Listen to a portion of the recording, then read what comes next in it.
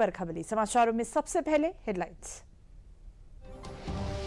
प्रधानमंत्री नरेंद्र मोदी फ्रांस और अमेरिका की सफल यात्रा के बाद लौटे स्वदेश। फ्रांस में एआई समिट में लिया भाग। अमेरिका में राष्ट्रपति ट्रंप के साथ कई अहम समझौते।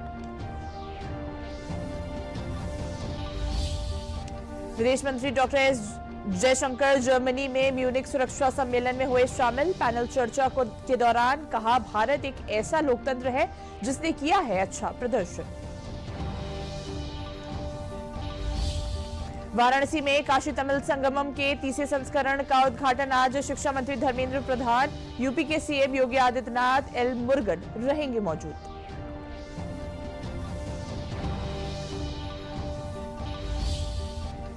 उत्तर रेलवे महाकुंभ मेले में जाने वाले श्रद्धालुओं की सुविधा के लिए आज से 3 दिन तक नई दिल्ली और वाराणसी के बीच प्रयागराज के रास्ते वंदे भारत विशेष ट्रेन चलाएगा। और सीबीएसई की 10वीं और 12वीं की परीक्षाएं आज से हो रही है शुरू। 42 लाख से अधिक छात्र देंगे बोर्ड की परीक्षा।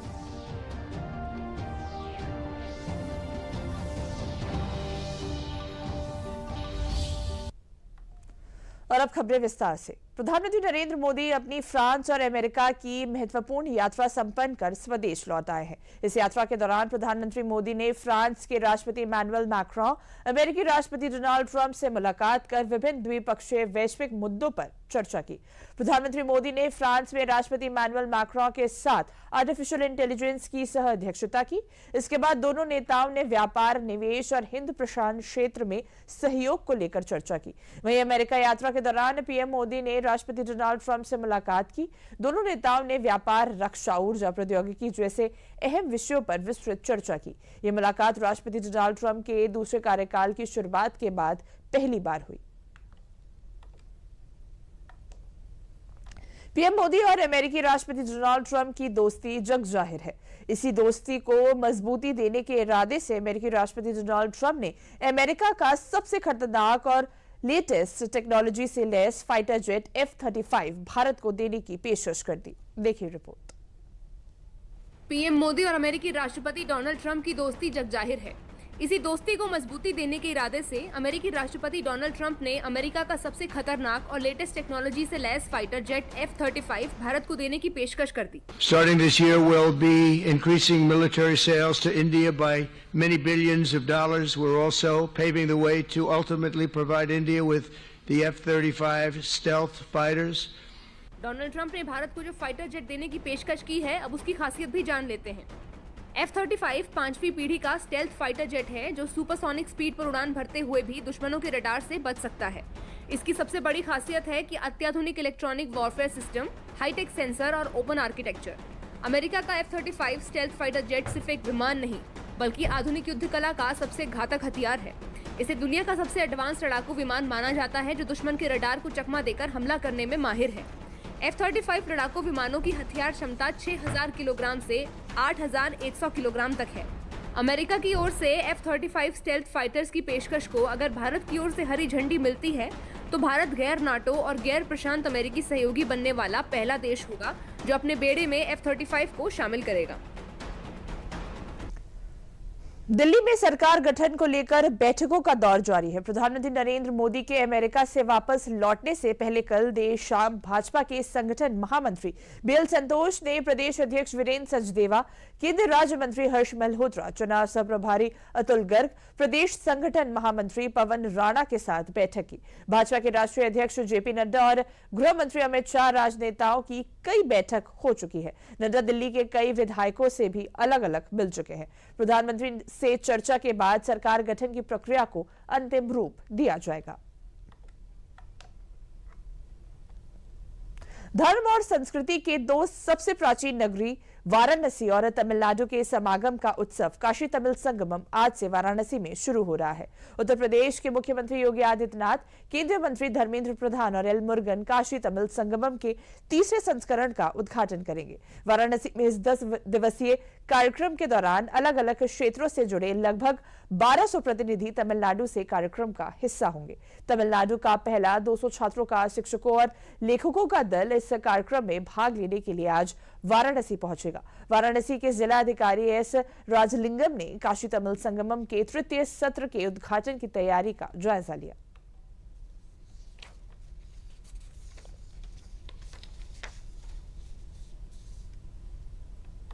काशी तमिल संगमम की 3rd एडिशन अब की बार वाराणसी में फरवरी 15 तारीख से 24 तारीख तक होगा और इसमें कल पहला डेलीगेशन वाराणसी में आएंगे। इसकी उद्घाटन माननीय मुख्यमंत्री जी और माननीय केंद्रीय मंत्री MHRD के श्री धर्मेंद्र प्रधान जी और MOS श्री एल मुरुगन जी उनकी उपस्थिति में होगा और भी अन्य अतिथिगण रहेंगे। और जो पहले डेलीगेशन का जो उद्घाटन नमो घाट से होगा और उसके बाद ये अगले दिन भी यहाँ रहेंगे, एकेडमिक सेशन अटेंड करेंगे, उसके बाद प्रयागराज और अयोध्या जाएंगे। लखनऊ में कल फ्लाईओवर के उद्घाटन कार्यक्रम में पहुंचे सड़क परिवहन मंत्री नितिन गडकरी ने यूपी में विकास को लेकर सीएम योगी के प्रति खुशी जाहिर की। रक्षा मंत्री राजनाथ सिंह ने 588 करोड़ की विकास परियोजनाओं का शिलान्यास करने के साथ ही मुंशी पुलिया और खुर्रम नगर फ्लाईओवर का शुभारंभ किया। देखिए इस रिपोर्ट में।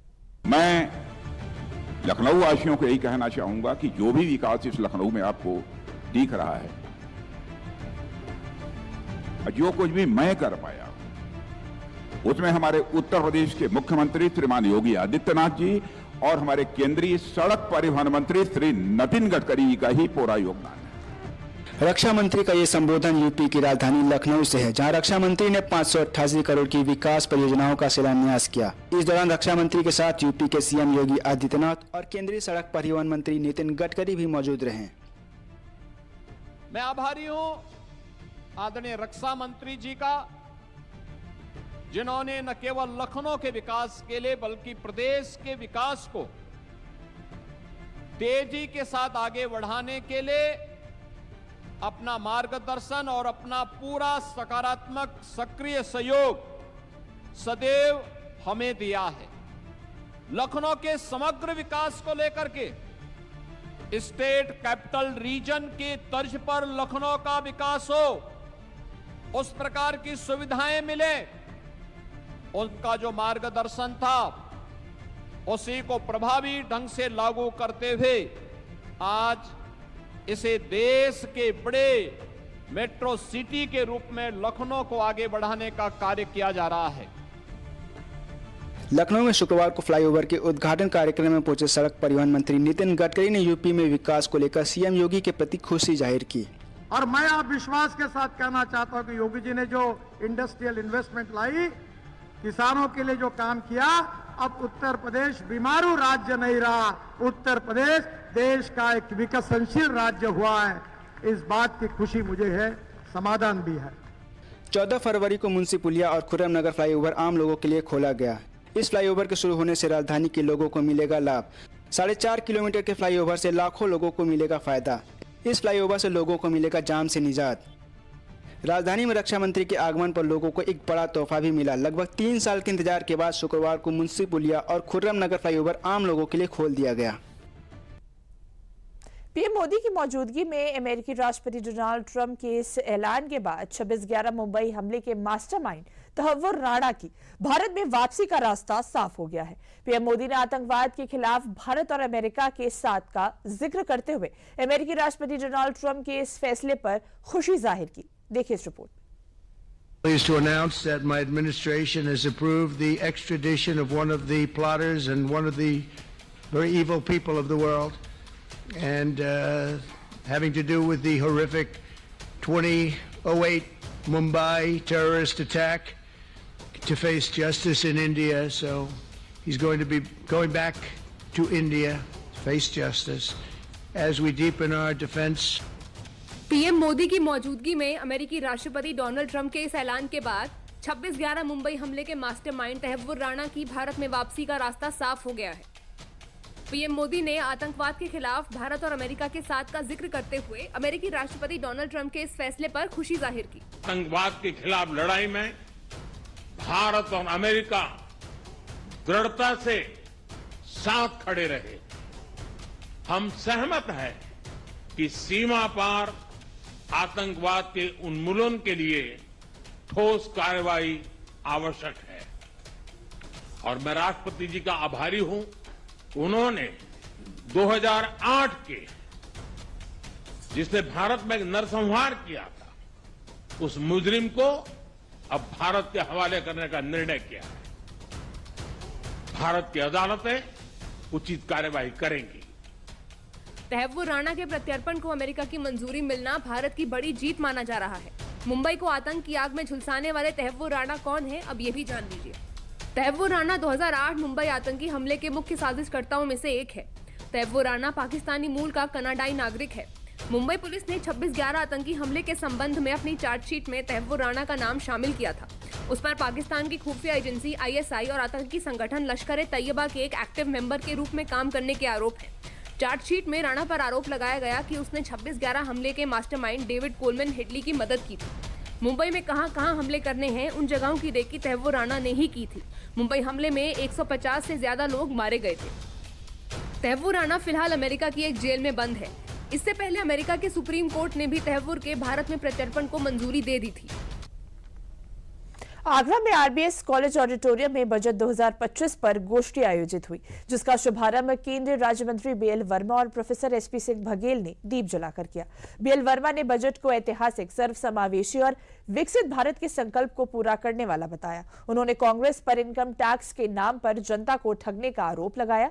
SP सिंह बघेल ने बजट को सर्वस्पर्शी और अनुकरणीय बताते हुए कहा कि ये महिलाओं, छात्रों, किसानों, व्यापारियों और वरिष्ठ नागरिकों के लिए लाभकारी है तथा विकसित भारत का रोड मैप तैयार करता है।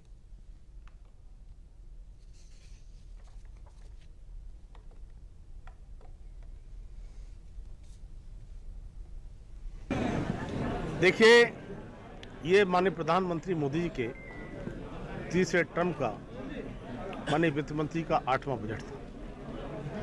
ये 8वां बजट मैं कहूँगा कि ऐतिहासिक बजट है और ये बजट इस देश के लिए जानदार बजट है, शानदार बजट है। इस देश के लिए सर्वसमावेशी बजट है, सर्वस्पर्शी बजट है और ये बजट युवाओं को, किसानों को, महिलाओं को और विशेष तौर से मिडिल क्लास को समर्पित बजट है। ये बजट विकसित भारत के संकल्प को पूरा करने का भी बजट है। माननीय प्रधानमंत्री जी के निर्देशन में देश की वित्त मंत्री निर्मला सीतारमण ने बजट 2024-25 रखा है। सर्वस्पर्शी है, सर्वग्राही है, सर्वानुकरणीय, भूल प्रशंसा हो रही है, जिसमें महिलाओं को भी लाभ है, छात्रों को भी लाभ है, सरकारी कर्मचारियों को, व्यापारियों को, किसानों को, सीनियर सिटीजन्स को, टैक्स पेयर को, सबको लाभ है। और 2047 में भारत जब विकसित राष्ट्र बनेगा, उसका रोड मैप मोदी जी के इस बजट में स्पष्ट लक्षण उसको दिख। समाचारों में आगे बढ़ने से पहले लेते हैं विराम।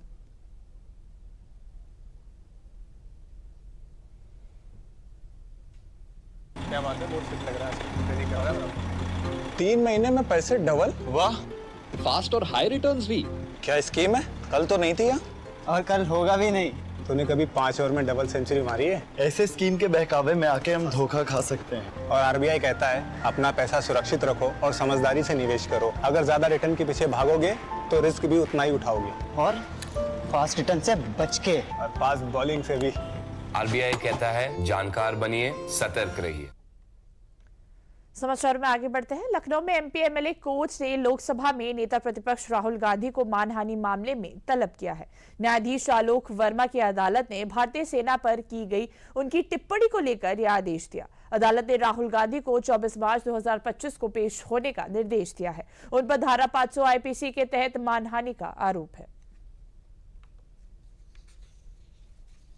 देखिए, दिनांक 16/12/2022 को राहुल गांधी जी द्वारा अपनी भारत जोड़ो यात्रा के दौरान एक प्रेस कॉन्फ्रेंस आयोजित की गई थी, जिसमें 9 दिसंबर 2022 को जो भारतीय सेना और चाइनीज सेना के बीच झड़प हुई थी, उसके संबंध में उनके द्वारा एक बयान जारी किया गया था श्री राहुल गांधी जी द्वारा कि चीनी सेना द्वारा भारतीय सैनिकों को पीटा जा रहा है और भारतीय सैनिक पिट के वापस आ रहे हैं। जिसके संदर्भ में बॉर्डर रोड ऑर्गेनाइजेशन के डायरेक्टर के पोस्ट से रिटायर हुए हमारे क्लाइंट श्री उदय शंकर श्रीवास्तव जी की तरफ से मैंने एक डिफेमेशन यानी मानहानि का केस श्री राहुल गांधी के खिलाफ बीइंग अ काउंसिल फाइल किया था, जिसमें डिटेल आर्गुमेंट सुनने के बाद ऑनरेबल कोर्ट ने एक लेंदी जजमेंट पास करते हुए श्री राहुल गांधी जी को पर्सनली समन करके 24 मार्च 2025 को ऑनरेबल कोर्ट के सामने पेश होने का आदेश पारित किया है।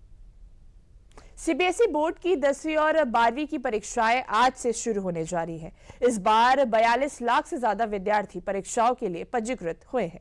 10वीं कक्षा की परीक्षाएं 18 मार्च को और 12वीं कक्षा की परीक्षाएं 4 अप्रैल को समाप्त होगी। परीक्षाएं एक ही सत्र में सुबह 10:30 बजे से दोपहर 1:30 बजे तक आयोजित की जाएगी। केंद्रीय माध्यमिक शिक्षा बोर्ड की परीक्षाएं शनिवार से शुरू हो रही हैं। बोर्ड की 10वीं और 12वीं की परीक्षाएं इस साल 15 फरवरी से 4 अप्रैल के बीच होनी हैं। सीबीएसई बोर्ड ने परीक्षा के लिए विद्यार्थियों को विभिन्न निर्देश जारी किए हैं। इसमें परीक्षा केंद्र में उन्हें स्कूल यूनिफॉर्म और परिचय पत्र पहनना अनिवार्य होगा। मूल प्रवेश पत्र भी लाना होगा। केंद्र पर समय सीमा का पालन न करने वाले विद्यार्थियों को प्रवेश नहीं मिल सकेगा।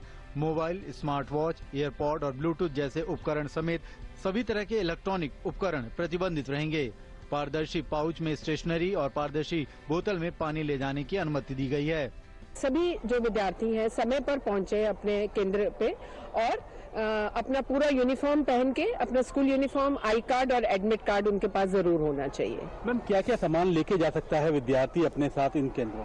इन केंद्रों में एक ट्रांसपेरेंट पेंसिल पाउच होना चाहिए, पानी की बोतल भी ट्रांसपेरेंट होनी चाहिए, उसके अलावा एडमिट कार्ड और आई कार्ड, और अगर कोई बच्चा अपनी किसी बीमारी की वजह से कोई दवाई लेता है तो वो दवाई भी ले जा सकता है। सीबीएसई की पहले दिन 10वीं की अंग्रेजी विषय के साथ परीक्षा शुरू हो रही है, जबकि 12वीं की पहली परीक्षा एंटरप्रेन्योरशिप विषय की है। शिक्षाविदों का मानना है कि विद्यार्थी पहले प्रश्न पत्र पढ़ें, समझें और फिर अपने जवाब को लिखें। जो ही उनको प्रश्न पत्र मिलता है तो जो रीडिंग टाइम है उसको सही से यूटिलाइज करें, पढ़ें, क्वेश्चन को समझें। और सभी अभ्यर्थी ऑलरेडी उनको पता है ये सिलेबस का ब्लूप्रिंट और ये सब जो भी क्वेश्चन का पैटर्न है वो समझ लिए होंगे और समझे हैं, उनको अच्छी तरह से समझें। इसके बाद वो अपने कॉन्फिडेंस के साथ जितना भी उनका जो सबसे पहले जो जिस क्वेश्चन का आंसर अच्छी तरह से आता है उसको अटेम्प्ट करें, तनाव मुक्त रहें और time management that is very important. CBSE की ये परीक्षाएं देश भर में आयोजित होने के साथ ही दुनिया भर के अन्य कई देशों में भी आयोजित की जा रही हैं। 10वीं कक्षा की परीक्षा 83 विषयों के लिए आयोजित की जा रही है, जबकि 12वीं कक्षा की परीक्षा कुल 120 विषयों के लिए होगी। दीनदयाल उपाध्याय गोरखपुर विश्वविद्यालय अपनी 75वीं वर्षगांठ पर भव्य हीरक जयंती समारोह मना रहा है। कुलपति प्रोफेसर पूनम टंडन ने समारोह कैलेंडर और लोगो जारी किया। विश्वविद्यालय 75 वर्ष की गौरवशाली यात्रा पर 75 कार्यक्रम आयोजित करेगा, जिसमें भव्य प्रदर्शनी, खेल व सांस्कृतिक प्रतियोगिताएं और नाटक उठो अहिल्या का मंचन शामिल है। सामाजिक जिम्मेदारी के तहत सर्वाइकल कैंसर वैक्सीनेशन अभियान भी शुरू किया जाएगा, जिसमें 2000 वैक्सीनेशन का लक्ष्य रखा गया है। यह अभियान गोरखपुर, देवरिया और कुशीनगर में चलेगा।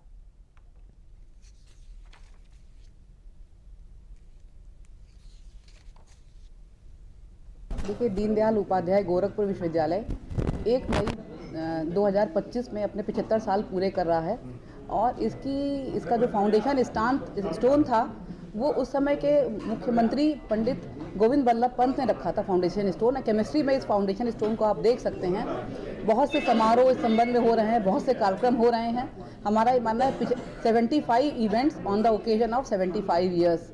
इसके अंतर्गत बहुत सी संगोष्ठी हो रही हैं, विभिन्न भागों में एलुमनाई मीट हो रहे हैं, स्टैम्प रिलीज़ है, कॉइन रिलीज़ है।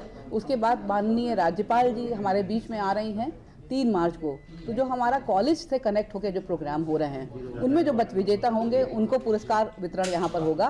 उसके अलावा समाज के लिए भी हम कुछ कार्य कर रहे हैं। जो हमारा वैक्सीनेशन है, सर्वाइकल कैंसर वैक्सीनेशन है, उसका शुभारंभ करने जा रहे हैं 100 छात्राओं के साथ में। समाचारों का रुख करने से पहले लेते हैं विराम। सुनो, एक अच्छी इंश्योरेंस पॉलिसी एआई से पूछते हैं। एक ऐसी पॉलिसी जिसमें प्रीमियम पेमेंट हो लिमिटेड पर इनकम आती रहे लाइफ टाइम। LIC का जीवन उत्सव। एक ऐसी पॉलिसी जो दे होल लाइफ इंश्योरेंस कवर भी। LIC का जीवन उत्सव। वाओ, चलो तो LIC की जीवन उत्सव पॉलिसी ही लेते हैं। मैं भी तुमसे यही कह रही थी, LIC का जीवन उत्सव। लाइफ टाइम सेलिब्रेशन मनाइए LIC के जीवन उत्सव के साथ। फ्यूचर सेट है। समाचारों का रुख करते हैं। सरकार द्वारा चलाई जा रही स्वामित्व योजना के तहत सोनभद्र जिले के आदिवासी अंचलों में घरौनी वितरण का कार्यक्रम चलाकर आदिवासी परिवारों को उन्हें खतौनी के रूप में स्वामित्व प्रदान किया जा रहा है। राज्यपाल आनंदीबेन पटेल द्वारा शुरू किए गए इस अभियान में जिले में अभी तक 16,000 आदिवासी परिवारों को पट्टा प्रदान किया जा चुका है। इस अवसर पर जिलाधिकारी बीएन सिंह ने कहा कि वनों की सुरक्षा में हमारे वनवासी समाज की बहुत बड़ी भूमिका होती है, इसलिए सरकार की प्राथमिकता है कि उन्हें हर संभव योजनाओं से आच्छादित किया जाए।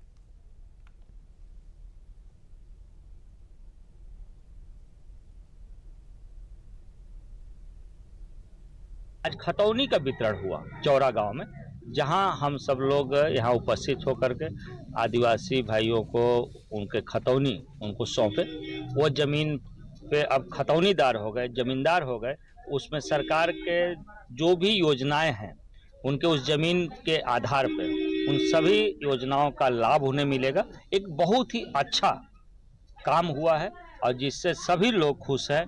मैं उत्तर प्रदेश के मुख्यमंत्री योगी जी और देश के प्रधानमंत्री मोदी जी को इसके लिए बहुत बहुत बधाई देता हूं। देखिए, जनपद में वन अधिकार अधिनियम के अंतर्गत जो पात्र व्यक्ति हैं, अधिकांश उसमें अनुसूचित जनजाति के लोग हैं, उनको पट्टा वितरण किया जा रहा है। अभी तक 16,000 पट्टे का वितरण किया जा चुका है। पट्टा वितरण के पश्चात उनका नाम खतौनी में अंकित करने की प्रक्रिया भी हम लोगों ने शुरू कर दी है और खतौनी में पट्टे का अंकन कर संबंधित जो वनाधिकार के लाभार्थी हैं उनको वितरण करने का कार्य माननीय राज्यपाल महोदया द्वारा प्रारंभ किया गया है जनपद में। उसी क्रम में आज हम लोग यहाँ आए हुए थे और यहाँ 127 लाभार्थियों को खतौनी में उनका नाम अंकित करके वितरित। हिंसा के आरोपियों के खिलाफ पुलिस सख्त कार्रवाई कर रही है। 74 आरोपियों की पहचान के लिए पुलिस ने पोस्टर चस्पा की है और जानकारी देने वालों को इनाम देने की घोषणा की है। ये पोस्टर हिंसा प्रभावित इलाकों और शाही जामा मस्जिद की पिछली दीवार पर लगाए गए हैं। अपर पुलिस अधीक्षक श्रीचंद ने बताया कि सीसीटीवी फुटेज के आधार पर आरोपियों की पहचान की जा रही है और जानकारी देने वालों को इनाम दिया जाएगा।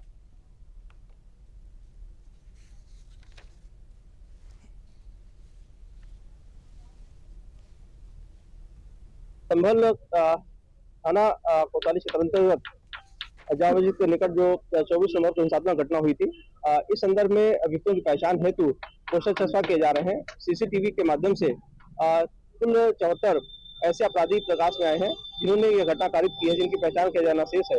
इनके तस्दीक के लिए ये पोस्टर लगाए जा रहे हैं जिससे इनकी पहचान हो सके और विधिक कार्रवाई सुनिश्चित जा सके। जिन व्यक्तियों द्वारा इनके बारे में कुछ कारक साक्ष्य दिया जाएगा उन्हें उचित धनराशि से पुरस्कृत भी किया जाएगा। कहाँ कहाँ लगाए जाएंगे सर पोस्टर? संभल नगरीय क्षेत्रों के अलावा आसपास के विभिन्न सार्वजनिक स्थानों पर पोस्टर लगाए जा रहे हैं। समाचारों में आगे बढ़ने से पहले लेते हैं विराम।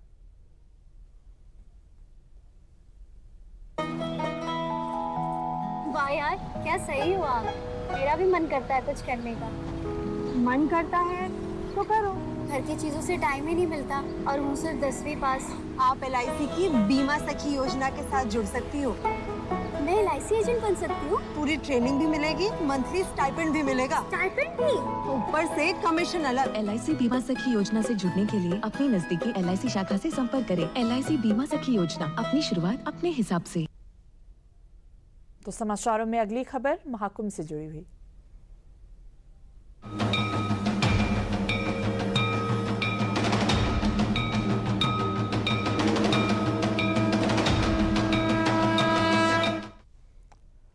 उत्तर रेलवे महाकुंभ मेले में जाने वाले श्रद्धालुओं की सुविधा के लिए आज से 3 दिन तक नई दिल्ली और वाराणसी के बीच प्रयागराज के रास्ते वंदे भारत विशेष ट्रेन चलाएगा। उत्तर रेलवे ने एक ऐलान में कहा है कि वंदे भारत विशेष ट्रेन संख्या 02252 नई दिल्ली से सुबह 5:30 बजे प्रस्थान करेगी और दोपहर 12 बजे प्रयागराज होते हुए 2:20 पर वाराणसी पहुंचेगी। आस्था के पवित्र पर्व महाकुंभ में श्रद्धालुओं का अंबार लगा हुआ है। प्रयागराज में डुबकी लगाने के बाद श्रद्धालु काशी और अयोध्या का रुख कर रहे हैं। बीते 5 दिनों में 37 लाख से ज्यादा भक्तों ने बाबा विश्वनाथ के दर्शन किए हैं। वहीं वाराणसी की तरह ही अयोध्या में भी इन दोनों भक्तों का रेला देखा जा रहा है। देखिए इस रिपोर्ट में। सड़कों पर उमड़ा या आस्था का ज्वार, जहां तक नजर पहुंचे वहां तक लगी श्रद्धालुओं की ये लंबी कतार। नजारा भले प्रयागराज के महाकुंभ जैसा हो, लेकिन श्रद्धालुओं की ये तस्वीरें यूपी के वाराणसी से हैं, जहां महाकुंभ में आस्था की डुबकी लगाने वाले श्रद्धालु बड़ी तादाद में काशी विश्वनाथ मंदिर में भोलेनाथ के दर्शन करने पहुंच रहे हैं।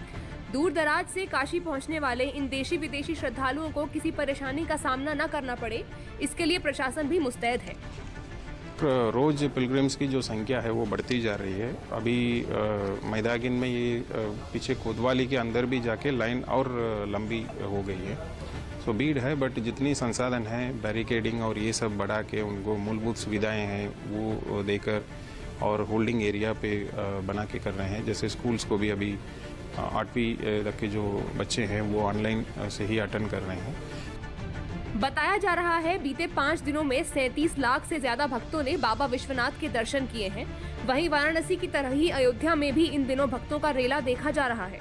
प्रभु श्री राम की भक्ति में मगन श्रद्धालु जय श्री राम और जय हनुमान के नारों के साथ रामलला के दर्शन करने पहुंच रहे हैं।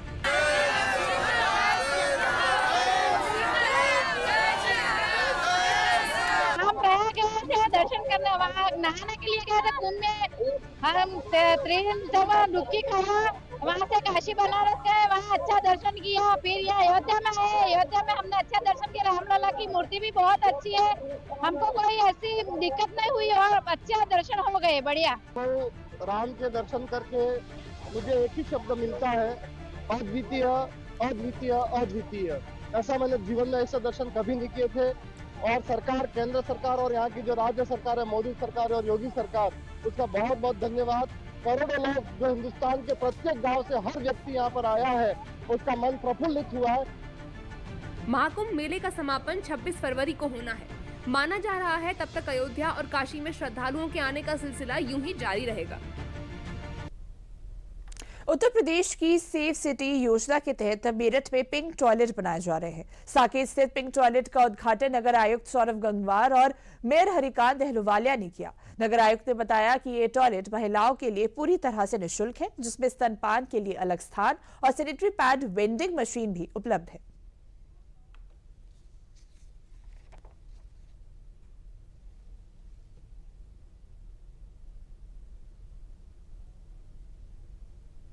मैम, सेफ सिटी के अंतर्गत स्पेशली शहर के अंदर महिलाओं को सुरक्षा देने के अंतर्गत उससे दृष्टिकोण से उनको महिलाओं को जो सुविधाएं दी जा सकती हैं, उसी के तहत पिंक शौचालय भी उसका एक अंग है। और उसी के तहत सेफ सिटी के अंतर्गत शहर में पिंक शौचालयों का निर्माण कराया जा रहा है। लगभग 8 पिंक शौचालय हमने निर्माण किए। उसी के तहत अभी हमने कल साकेत में एक पिंक शौचालय का माननीय मेयर सर के साथ में उसका इनॉग्रेट भी किया है। मैम, उसमें A to Z सारी सुविधाएं हैं। टॉयलेट, बाथरूम दोनों सेपरेट रहेंगे। वहाँ पर क्रैश फैसिलिटी होती है, जहाँ पर काइंड ऑफ अगर किसी को फीड कराना है बच्चों को, वो सारी फैसिलिटीज़ रहेंगी। प्लस हैंड वॉश, मतलब पूरा मैकेनाइज्ड है। फिर ड्रायर है, सारा का वॉश बेसिन सिस्टम है एंड प्रॉपर सफाई रहेगी। वहाँ पर कभी किसी को कोई गंदगी इत्यादि भी नहीं मिलेगी। प्रॉपर वेंटिलेशन सिस्टम रखा गया है कि जिससे कि है वहाँ पर हमने प्रॉपर केयरटेकर्स रखे हैं जो बिल्कुल डेली मल्टीपल टाइम्स उसको शौचालयों को साफ करें। समाचारों में अगली खबर अंतर्राष्ट्रीय जगत से।